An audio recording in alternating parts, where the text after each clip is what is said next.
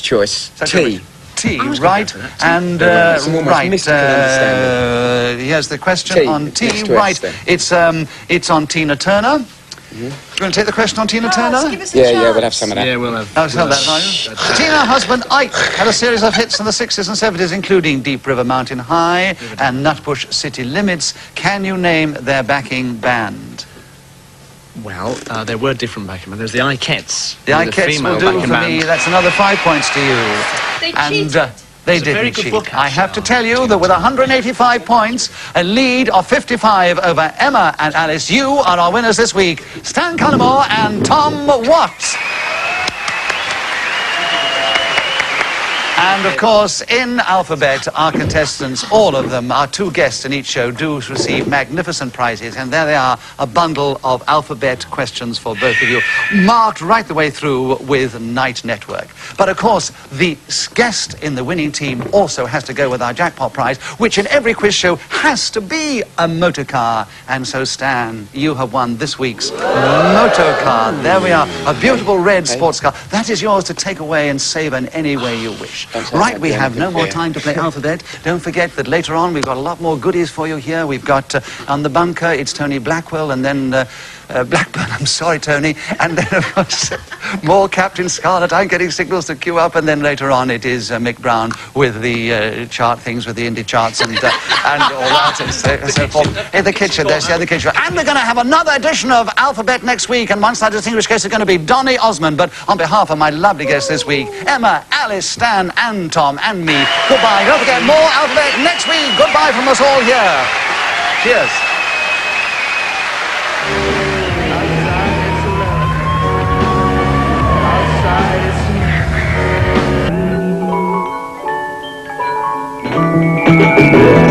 I never knew, it just can't be, I never knew you had Cooper, the creator of Shock Rock, the man who wore the codpiece before Cameo and single-handedly drove a stake through the heart of the Love generation, and then, without any thought for personal safety and of his own free will, accepted a place on the Nicholas Parsons Alphabet Show. The most dangerous thing I've ever done is the Alphabet Show today. He's still reeling from the shock. It was very hard, you know. 100,000 people is nothing. The Parsons Show is tough. Yeah. I was like this the whole time. But, you didn't win, did you? No, we lost. But What was that? we threw it. Was there a fall-up on the old television trivia? Yeah, I should have watched Bilko a little closer than that. You know. Alice, can I take you back? Can you tell me when, in fact, were the first... When were the seeds of outrage first sown in you? Well, I think it was when I saw my parents' reaction to the Rolling Stones. Yeah. You know, they saw the Beatles and they were horrified by the Beatles, and they saw the Rolling Stones, and suddenly the Beatles were okay. You know, and they said, you can look like the Beatles, but don't ever look like the Rolling Stones. At that point, I'd already invented this character with the black hair, and I said, this guy's got to be the most diabolical character of all time in rock and roll. What age were you when all About this... 16, 15, 16. Were you at school still? Yeah, sure. In fact, the band, the original Alice Cooper band, started in high school, about 1964. 64. And who, I mean, is anyone from school still around? I mean... No, they're all dead. So where I buried them myself is, so I should know. Are we looking at a resurrection of Alice Cooper here? Yeah. No, it's, you know, the funny thing is, it's like we really didn't get popular. You know, we started in '64 when we were kids, but we didn't really get popular till 1970. You know, and so it's been about 17 years of Alice Cooper. I heard you had a reputation as being the worst band in LA around those days. Oh, we used to be able to empty a club in like a minute. You know, we would get up there and, everybody was into Peace and Love, you know, and we were like Clockwork Orange, you know. We would go up there and, you know, it looked like Baby Jane, looked like 5 Baby Janes, you know, and we played the loudest, we were the loudest band in LA, and we could empty a room in, you know, really fast. Tell me, what is this thing with Alice Cooper? Where does it come from? My psychiatrist would like to know that.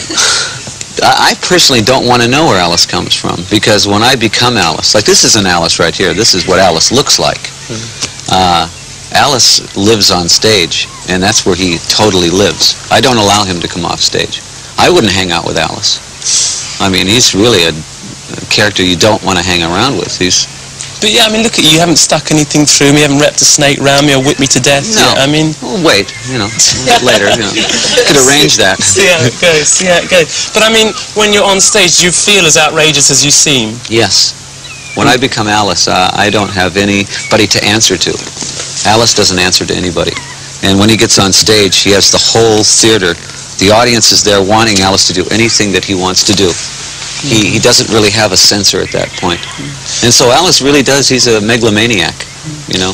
When you first started, you, as you say, you know, you were anti the Love Generation, you wanted to shock the Stones out of the Stones and all sort of thing. You had something you were hitting against, but do you feel, now that violence is much more a part of our lives and it's on the streets everywhere and it's happening, do you still feel that, you know, that the violence on stage is as impressive, perhaps? Well, I think the kind of fantasy violence that we do, we don't really suggest anything that's real on stage. If the things that scare me are, you know, like this massacre that they just had here, and we have those in the States all the time, people walking into McDonald's with a rifle and killing 20 people. That's frightening because that's real. We don't depict that on stage. We depict things like guillotines and things that people don't really have at home, other than you, of course.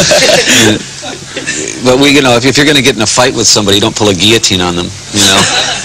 You know, or microphone stands that go through people. Those things are all very fantasy. And I believe that, you know, when you have the stage as a tool, you should use it as much as possible, as long as the band is a great band. You know, I think the band has got to be a great band in order to pull theatrics off. You know, if it were just theatrics and no band, it would really be a different thing. But I mean, we work 80% of the time is on the music. You know. And are the theatrics very highly worked out?